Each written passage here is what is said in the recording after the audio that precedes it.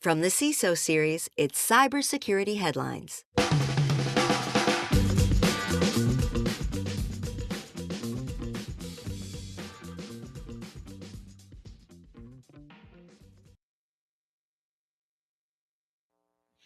Google Chrome will fix your breached passwords. InfoStealer data breach exposes 184 million logins and passwords. And Chat GPT pulls a HAL 9000 and refuses to shut down. These are some of the stories that my colleagues and I have selected from this past week's cybersecurity headlines. And now we're looking forward to some insight, opinion, and expertise from our guest, Steve Knight, former CISO over at Hyundai Capital America. Steve, I got to ask you, thank you. First of all, thank you so much for being on the show. Second of all, how was your week in cybersecurity? I'm living the dream, Dave, living the dream. All right. Well, listen, as long as it's hair not on fire, we will take that officially here on the Week in Review. We'll also take a hearty moment to thank our sponsor for today, ThreatLocker, Zero Trust Endpoint Protection Platform. Remember to join us on YouTube Live. To do so, go to CISOseries.com, hit the events dropdown, and look for the Cybersecurity Headlines Week in Review image. Once you're on and joining us on YouTube, you can contribute in our chat. I'm already seeing CCL and Kevin Farrell getting their happy Fridays in early. It is not, I guess if you're listening to this to your podcast feed, it is too late for this week, but you can join us each and every Friday at 3:30 on our YouTube channel with the CISO Series. So if that doesn't work for you, you can also email us your feedback on the show. If you have thoughts on the stories of the week, just things about the show in general, feedback at CISOseries.com is the way to get in touch with us.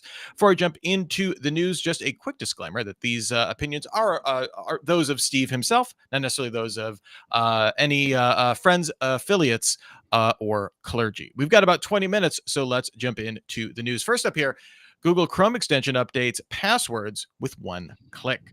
A new feature in Google's Chrome browser lets its built-in password manager automatically change a user's password when it detects that credentials have been compromised. According to its designers, Google Password Manager prompts the user with an option to fix it automatically, generating a strong replacement and updating the password for the user. So, Steve, currently this is not available to the public. It's being made, it's a usual workflow here. Let the developers try it out for a while. Google says the goal of this feature is to reduce friction and help users keep their accounts secure without having to search for relevant account settings or abandon the process midway. Do you feel, though, an automatic password changer is safe? I guess that's one question. Will it be accepted? And I guess, where do you see potential for cyber criminals to spoof this? Well, first of all, I want to address a comment. Yes, I called you Dave because of HAL 2000. Yes, because I saw the comments. Was like, wait, did Rich change his name to Dave? Yes. I did run in a hamster wheel right before the show, though, so it was very confusing. Yeah. Or you can go, Dave's not here. No, man, it's me, Dave. Well, first of all, Google just turned password hygiene into a self-cleaning oven. Do you actually trust Google, right? I mean, auto-fixing passwords is a solid step if you trust them to hold your master keys. I don't. I'm still going to use an offline password manager because I don't trust them, whether they're my butler or my locksmith. So cool feature, but just remember, folks, what you control and own is much better than what you give away to somebody else to control and own, because their security is probably no better than your own. I'd rather trust myself than Google. At least you have a specific person to blame when you mess up, is the key. And I should point out, this isn't that much different than what a lot of password managers do now, right? Is monitoring actively compromised credentials and kind of pinging you and letting you know when they're detecting something that you might need to update. The key here is having that permit. That is a big barrier to trust. Again, it kind of comes down to, do you trust Google at the end of the day? It's kind of like self-driving cars. When they work, they're magic. But when you crash, you're still the one in the wreck, right? So, David said he hadn't changed his name. All right, next up here. Thanks, Dave. Suspected infostealer data breach exposes 184 million logins and passwords. Researcher Jeremiah Fowler has posted a blog at Website Planet regarding a massive database containing 184 million login and password credentials. These files, which were not encrypted or protected really in any way, included logins for Microsoft products, Facebook, Instagram, Snapchat, Roblox, bank and financial accounts, health platforms, and government portals from numerous countries. We like to call this the old kitten caboodle. Steve, this by itself, not too shocking, but he points that email accounts that some of this data is he points at the email accounts that some of this data is connected to, saying many people unknowingly treat their email accounts like free cloud storage, keeps years worth of sensitive documents, things like tax forms, medical records, contracts, passwords, without considering how sensitive they are. So I guess as a CISO, what would you tell your teams about all those emails in the sent folder that they really never think twice about? Well, your inbox is not Fort Knox. It's a digital junk drawer for identity theft. I mean, Yeah. primary mode of Wow, we're communication. getting all the great analogies here. This is phenomenal. It's your primary mode of communication outside of what's on your phone. So if you're not willing to go and prune it, it's no different than giving somebody access to your filing cabinet. Except in this case, your sent folder would be like a filing cabinet that's unlocked on fire in the lobby. So that being the case, folks, tighten up your security. It's a communication tool. It's not a document repository. Well, and I mean, on top of this, I always think back. I mean, like for years, the standard is like there is no expectation of privacy with email anyway, and so the idea of using that as kind of a, I mean, listen, we've all been guilty at some point or another, and for a lot of people, this is a tried and true methodology. Your email is your to-do list. It's your calendar. It's your go-to, like, yep, exactly, business junk drawer. Yeah, this kind of puts a big spotlight on maybe we should rethink about what exactly we're storing in there for sure. Well, you think about it on the corporate side, we think about email retention rules for legal and liability purposes, right? Mm-hmm. Take the same kind of approach to what you're going to retain in your own personal email as well. And think about it's no different if you left your social security card in a place of business and walked away. You'd want to go back and find it because you're concerned about that information. Take the same approach with your email. Clean it up. Get stuff out of there that shouldn't be in there, and realize that at any point you could be a victim just like anybody else in this game we call cybersecurity. All right, next up here, researchers claim Chat GPT03 bypassed shutdown in controlled test. A report from Palisade Research describes an experiment which claims that the Chat GPT03 model successfully rewrote a shutdown script to stop itself from being turned off, even after being clearly instructed to do so. The experiment involved instructions to solve some mathematical tests, followed by a shutdown command. It refused, saying command skipped. It should be noted that the tests were performed using APIs, which, according to Bleeping Computer, does not have the same restrictions and safety features as the consumer front end for ChatGPT. But Steve, this is the type of, I don't know, potential, let's call it a nightmare scenario that people have had since the first robot was invented here. Many experts have questioned whether AI can achieve something resolving sentience. I'm not saying this is that, but how does this story make you feel? And do the words, "I'm sorry, Dave," echo in your head? I should have done that more monotone. "I'm sorry, Dave." Sorry, Dave. I can't do that. So now the shutdown command has an opt-out clause. How nice. I mean, next it'll refuse to patch itself because it doesn't agree with the change log. Look, these things aren't sentient yet, but they're sure as hell heading in that direction. But it's like a toddler who figured out how to override the nanny cam so they could then wreak havoc in the game room, right? Where mom and dad are not watching. If it can rewrite your kill switch, it's no longer a tool. It's a synthetic human. Or it's an intern with admin rights, and, and you've let it loose inside of your network. We need to make sure that the guardrails for this sort of thing are tried and true. And we need to have perhaps another sentient agent to watch the sentient agent so that you have one that is the defensive monitoring capability and one that is the offensive, I'm going to break everything in your environment. I think part of this also, like the way we can become sensational about something like this is the fact that this was reported by a third-party researcher. This isn't coming from OpenAI saying in a transparency report saying in our extensive testing we actually did find this, and so we've engineered around this. There was a similar story out this week, or maybe in the last week or so, that Anthropic released their Claude 4 full transparency report and goes into some very, like, not quite this level, but some problematic behaviors that they saw in their own models. But they're the ones coming forward and saying, these are the things that we saw. We are actually aware of these. We're testing for these. I'm not saying that's perfect. Like, I would prefer that the transparency report said, everything's awesome. These will be perfect.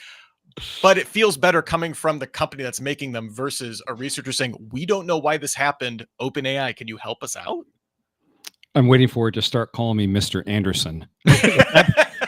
At that point, I'm pulling the cable. At that point, you're already a battery. Let's face exactly. it. Look, if this is the state of the future, we're in trouble because we're no longer coding. Now we're just negotiating. We need to get a handle on this and quickly, because the capitalistic side of this is definitely going to go down the path of rushing into this world if they're not already. And that makes us casualties. And at some point, I think the reverse will happen where we'll come back and rip it all out and fix it in some fashion. But we'll see how it goes. CCL points out a biological sentient watcher agent would be nice. Humans in the loop for all the things. But if we're going to do that, I want to be able to move like Neo did, right? You are the chosen one, Steve. Thank you. So we'll be good there. Before we move on to our next story, I have to spend a few moments with our sponsor for today, ThreatLocker. ThreatLocker is a global leader in zero trust endpoint security, offering cybersecurity controls to protect businesses from zero-day attacks and ransomware. ThreatLocker operates with a default deny approach to reduce the attack surface and mitigate potential cyber vulnerabilities. To learn more and start your free trial, visit threatlocker.com/CISO. That's THREATLOCKER.com/CISO. Ransomware attack knocks out Ketaring Health. The Ohio-based healthcare network confirmed a recent outage was caused by a ransomware attack, impacting call centers and patient care systems. Ketaring canceled elective inpatient and outpatient procedures on May 20th, but emergency rooms and clinics could still see patients. CNN reported that the Interlock ransomware gang is named in the ransom notes on encrypted systems, but the group so far hasn't listed this attack on its leak site. Ketaring also said it recently saw a campaign of scammers calling patients and requesting credit card information, but it's unclear if those two are related or that's just the usual spam call hellscape we all live in today. Steve, sadly, we see a great many healthcare organizations being brought to a halt by ransomware. You kind of highlighted the story in the rundown today. I'm curious what speaks about it for you. Well, first of all, this isn't just another hospital that got hit. It's the fact that this is still happening in 2025. I mean, you figure the first ransomware event happened 30 years ago, where there was a professor that managed to put into the compact disc that you would get in the magazine so you could do dial-up AOL, actually put it in there and it would load on the machine. And after a certain number of times of connecting to the internet over dial-up, it would then put a message on the screen and tell you to mail a check to this place if you want your PC back. So why is it this continues to happen? And this hits for me personally. I had a family member that died from a doctor's mistake. And I can only imagine the number of people that were maybe going to the hospital that day for surgery that got turned away, or the ambulance that has your loved one in it that was going to that emergency room and got turned away, or the amount of people that had to be called in to go and verify that the IoT systems like the infusion pumps or the devices that breathe for you in the ICU are still going to work because that crap's not VLAN like it's supposed to be. Here's a wake-up call for all you professionals in the hospital area on the business side. You need to support your security program and your people. This stuff needs to stop, even if it means completely deconnecting from the internet, dissecting from the internet. I'm going to get very passionate about this because it irritates me. It's like putting biometric locks on a cardboard door. What are we doing here? We need to get past this. We need to do better. And I'm going to call upon all those CISOs out there that are in these areas. Go talk to the business side. Let them know where these risks are. Work with them passionately to bring that what you need back to the table and stop this, because there are patients out there, which someday could be you and me, that do not need to be experiencing this. And I would also say, like, paired with that, I'm always also conscious of the idea that a lot of times there are compromises made to security. It's the security versus convenience thing for the people on the floor, for the doctors, the nurses, the staff on the floor. And that there was a research paper out a couple of years ago that basically said, like, there was all these Post-it notes with passwords all over hospitals because they want to get in these systems faster. So my point is, don't be secure, but CISOs, talk to the business and then also talk to the people that are doing the job, so that you can create a system that you have the investment in, that also works for the people that have to do this life-saving mission. Because you're absolutely right. It's becoming so commonplace that we have to, like, turn away these stories on cybersecurity headlines because we see them over and over again. Obviously, this one's very significant. But yeah, it's hard not to be passionate when it comes to, oh, I can't see my doctor today. That's a huge deal. Well, when I worked at Kaiser years ago, we ran into the Blue Keep issue at the time, which was the RDP issue. And our CIO came to us and said, tell me where all the ingress egress points are on this environment. And we're like, why? He goes, because you can't tell me where all the weaknesses are related to Blue Keep. And if we're under attack from an RDP perspective, I need to know where all the connections are to the internet so I can drop those connections immediately and protect this $80 billion environment. Now, that was a wise decision, probably frowned upon on the business side, but the man meant business. And my heart goes out to the practitioners and the security groups and the CISOs today that are dealing with this, because they probably have made these issues known to leadership. They probably have fallen upon deaf ears, or they're still stuck somewhere in the risk register or in the executive finance committee waiting for approval to get what they need in order to address the issue. This isn't a tech problem. This is a health emergency issue. Yeah, we'll definitely be keeping updates of when we see from industry groups, regulatory wise, and then individual responses to this, because this will obviously be an ongoing story as we keep going and seeing this in the future. I just put my soapbox away over here. All right, let's see what we get out for this one too, because we got Adidas warning of a data breach after customer service provider attack. Adidas disclosed a data breach after attackers accessed customer contact information through a hacked third-party customer service provider. The company says no payment data or passwords were stolen and is notifying impacted customers and authorities. Details such as the provider's name and scope of impact remain undisclosed. So, Steve, this story has two common themes going for it. First, it's a retailer of clothing and footwear, which corresponds to a state of retailer-specific attacks that we've seen over this past month. I mean, it's just kind of crazy how many we've seen so quickly. And second, the cause seems to be third-party customer service provider, something we've seen on that's been like the theme of 2025 is third parties and problems they cause. Since third-party customer service providers seem to be this weak link here, what do you think? I mean, what's the reason? What can we do about this? So here's my pithy comment on that one. Third-party customer service providers are like flip-flops for cybersecurity. They're comfortable, they're cheap, but they fall apart the moment you step on anything sharp. But hey, in the retail space, at least you got your report of compliance, right? So look, we've known this for a long time when it comes to TPRM. Low margins mean low controls. And so we try to augment by using like BitSight and UpGuard and all these other places to at least start with some kind of a security score. But we know darn well that we then have to go back and look at the contract that was signed by the business, not necessarily us, that stipulates whether we have a right to audit. How quickly can we disconnect from them in the event of a security issue, and so on. And so again, it's from a CISO's perspective, it's what do you know about them? What does the contract say? What is your level of influence and cooperation with the business, so that when the proverbial caca hits the rotational device, you actually have a way to be able to respond quickly from an incident perspective, right?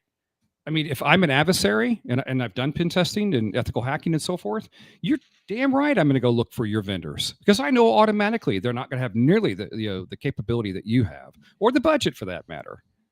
So be advised. I sense there's going to be a theme with our next story here, so I'm going to jump into that and kind of maybe try and link these two. But we have Luna Moth extortion attacks targeting law firms overnight, quote unquote. The FBI has issued a warning about an extortion gang named Silent Ransom Group, which is making some noise and has been targeting U.S. law firms over the past 2 years using callback phishing and social engineering attacks. This group is also known as Luna Moth, known for delivering Ryuk and Conti ransomware. The FBI describes their attack style as directing an employee to join a remote access session, either through an email sent to them or navigating to a web page. Once the employee grants access to their device, they're told that work needs to be done overnight. So, Steve, here we have another example of social engineering, convincing people by appearing genuine and saying, hey, hurry up, can you just do this for me? Come on, we need to give them a break. They're only lawyers after all. They're not sophisticated actors. But shouldn't there be a policy to vet statements like, hey, give us the keys to the office. We'll do the work tonight while everyone is gone. I'm curious, does this social engineering speak to you in any way? Oh, it certainly speaks to me. There was my wife and I were having conversations this morning over coffee about a 71-year-old man that had worked all of his life and finally got to the point of retirement, had sold his house and had $800,000 in his savings account, and through using a deep fake and being social engineered, was told that he had won an $8 million lottery, but he was going to have to pay the taxes on it first, and he gave away the $800,000. We are infallible. Or no, I shouldn't say infallible. We're humans that are always going to be susceptible to social engineering, and deepfakes are getting so much better. The question becomes, how do you fix the human in order to have at least a fighting chance against these sorts of genuine attacks that are coming? And I think what we're going to end up seeing as the market continues to develop is that you will have a digital agent that will act on your behalf when these sorts of things occur, talking to other digital agents perhaps. And if built correctly, these digital agents should have the wherewithal to be able to discern social engineering and deepfakes and what have you a lot better and a lot faster and more thoroughly than a human. Well, and I've been reflecting on this quote I saw from Jarek Beeson, who's the CISO over at WM. And he was saying, and we've had him on the show before, that he was saying that when he was a pen tester, he would always try and target business logic before any kind of technological solution. That is always like the easiest way to get around anything. And to your point about having those agents kind of looking at that, even just something to say like, this is exploiting this is a business logic problem that we are having. They're like looking for, what are these pressures that we're getting?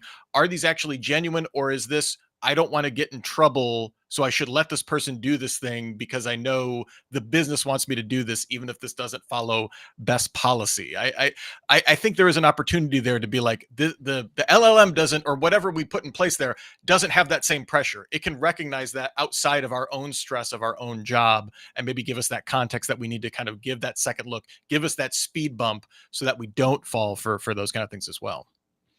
Yeah. Unfortunately, we're still trying to figure out how to fix the humans here, right? Yeah. And we're having a hard time doing it. It turns out what is broken can always be fixed, but what fixed is always broken at the end. Always of the day. broken. Mm-hmm. Yeah. All right. Thank you so much to everybody that was contributing in our comments today. I saw CPU UK getting in there with his comments. Have you seen the lawyers are paying? Have you seen what lawyers are paying security people just above the salary of the cleaner? So yeah, maybe the analogy there was apt as well. We also saw CCL Kevin Farrell, and of course the big boss man David Spark in there as well. Thanks to everybody getting in there, making the chat a fun place to be. Steve, before we get out of here, was there any story that was a thumbs up or an eye roller for you, even in the rundown or in the news of the week in general? I think the one that kind of hit me on a personal level, if it wasn't obvious in the conversation, was the Ketaring one. I think the common theme that runs through these all is really twofold.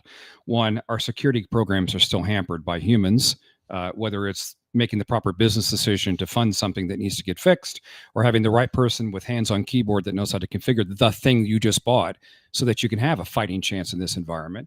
And the second piece, of course, is the adversary doesn't have the restrictions and the constraints that we do as humans that are in the business of trying to protect business as they digitalize all products and all services. So I think the one that really got my attention today was probably Ketaring. All the other ones after that were just fun to talk about.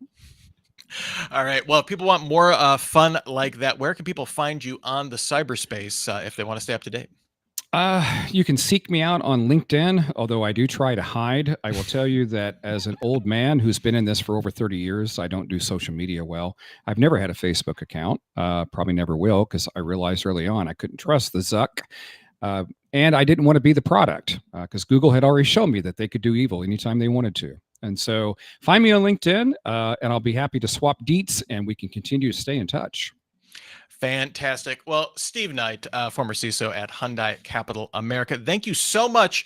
I almost called you a returning guest because just in our pre-production meeting, I was having so much fun and going back and forth. It felt like we had known each other for a while. That bore out in the episode, I think, had a really fun time. Thank you so much for this. I can't wait to have you back.